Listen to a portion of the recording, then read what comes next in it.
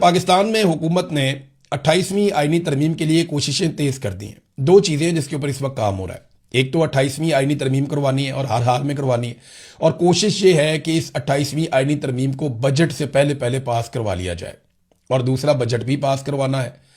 Budget پاس کروانا حکومت کے لیے کوئی مسئلہ تو اب ہے نہیں، کیونکہ ملٹری اسٹیبلشمنٹ نے 17 سیٹوں سے بڑھاتے مخصوص نشستیں لے کر دیں، بہت سارے ایم این ایس کو ڈسکوالیفائی کر کے ان کی جگہ پہ پی ایم ایل این کے بندے لائے گئے، تو کرتے کراتے ان کو سادہ اکثریت دلوا دی ہے۔ وہ بجٹ تو اپنا پاس کر ہی لیں گے۔ اب پیپلز پارٹی اور پی ایم ایل این نے بجٹ میں کیا بات چیت کرنی ہے یا کیا بحث کرنی ہے؟ وہ تو آئی ایم ایف نے بنایا بجٹ دینا ہے، اور یہ بات اب میں نہیں کر رہا، یہ بات حکومتی وزراء خود کرتے ہیں کہ ہم بجٹ آئی ایم ایف سے مشاورت سے بنا رہے ہیں، آئی ایم ایف کی شرائط کے مطابق اپنا بجٹ بنا رہے ہیں۔ آئی ایم ایف ہمیں بتائے گا کہ ہم نے بجٹ کیا بنانا ہے اور کیا نہیں بنانا۔ یہ حکومتی وزراء خود تسلیم کر رہے ہیں۔ عمران خان کے دور میں جو لوگ الزام لگاتے تھے کہ عمران خان کے اوپر دباؤ ہے آئی ایم ایف کی شرائط ماننے کا، وہ لوگ آج آئی ایم ایف کی شرائط کے مطابق بجٹ بنانے پر فخر محسوس کرتے ہیں۔ کتنا فرق آ گیا پاکستان میں۔ عمران خان کے دور میں ذرا آئی ایم ایف کے ساتھ بات چیت بھی ہوتی تھی نا، تو پاکستان کے میڈیا پہ اینکرز ناچ کے گھنگرو توڑ دیتے تھے کہ یہ کیا ہو گیا۔ ہم سب بہت تنقید کرتے تھے، لیکن آج آئی ایم ایف قرضے کی ایک قسط دیتا ہے تو ہم سارے خوشی کے ساتھ یہ اناؤنس کرتے ہیں کہ پاکستان کو بہت بڑی معاشی کامیابی مل گئی۔ تو بہت فرق ہے۔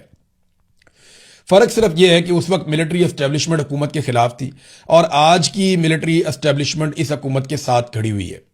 معیشت کا جو گیم چینجر تھا SIFC، یہ انصار عباسی صاحب نے بھی خبر دی ہے، اس کا 16 مہینے میں ابھی تک ایک بھی اجلاس نہیں ہوا۔ یعنی ایک طرف عاصم منیر نے کہا تھا گیم چینجر ہے، یہ کر دیں گے وہ کر دیں گے، خود اس کے اندر آ کر بیٹھ گئے، جرنیل اس کے اندر بٹھا دیے۔ میں نے پہلے کہا تھا کہ جرنیل لڑائی کے لیے بھرتی ہوتے ہیں، ان کے ہاتھ میں بندوق ہے، ان کا دماغ کم کام کرے گا۔ جس کے ہاتھ میں بھی آپ بندوق دے دیں گے نا، جس کے ہاتھ میں ہتھیار ہوگا، اس کا دماغ تھوڑا سا کم کام کرے گا۔ وہ اس لیے کہ اسے لگے گا زیادہ تر کام تو میں بندوق سے نکال لیتا ہوں، تو مجھے کیا ضرورت ہے اپنے دماغ کا استعمال کرنے کا۔ تو فوج کا یہ کام نہیں ہوتا، ان کا کام لڑائی ہے، اور لڑائی میں بھی دیکھیں فیصلے حکومت نے کرنے ہوتے ہیں، کیونکہ فوج کی اتنی انٹیلیجنس نہیں ہوتی کہ وہ ان معاملات کو سمجھے۔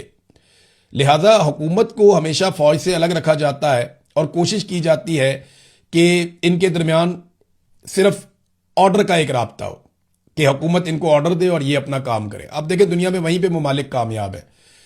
امریکہ کے اندر وہاں سینٹ میں کانگریس میں بلا لیتے ہیں، اور بلا کر امریکی فوجی افسران کو، انٹیلیجنس افسران کو وہ ایسے سوال جواب کرتے ہیں، اور وہ جواب بیچاروں کو دینا پڑتا ہے۔ ادھر آرمی چیف سے سوال کرتے ہوئے 10 دفعہ تو پہلے اس کی تعریف کرنی پڑتی ہے، اور اپنے محب وطن ہونے کے ثبوت دینے پڑتے ہیں، پھر کچھ بیانات دینے پڑتے ہیں، اور اس کے بعد پھر آپ ڈرتے ایک سوال کرتے ہیں آرمی چیف سے۔ تو یہ تو عجیب و غریب پاکستان کے اندر صورتحال ہے۔ تو ناظرین، 28ویں آئینی ترمیم کی بھی کوشش ہو رہی ہے، بجٹ کی بھی تیاریاں ہو رہی ہیں، اور ایک پولیٹیکل پارٹی ہے جو اپوزیشن میں ہے، وہ پاکستان تحریک انصاف۔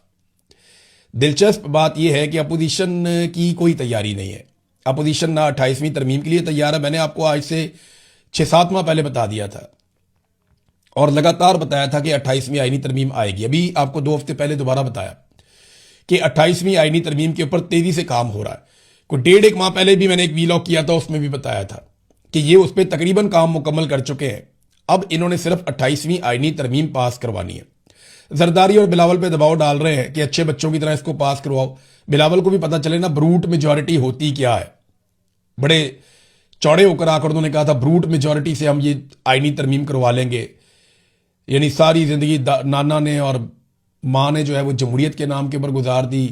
انہوں نے جناب گڑی خدا بخش کی قبروں کے اوپر جمہوریت کے علم بلند کیے، اور اس کے بعد ڈکٹیٹر کی گودی میں بیٹھ گئے جا کے باپ بیٹا دونوں۔ تو انہوں نے بھی کوئی کسر نہیں چھوڑی، انہوں نے کوئی کسر نہیں چھوڑی جمہوریت کا گلا دبانے میں۔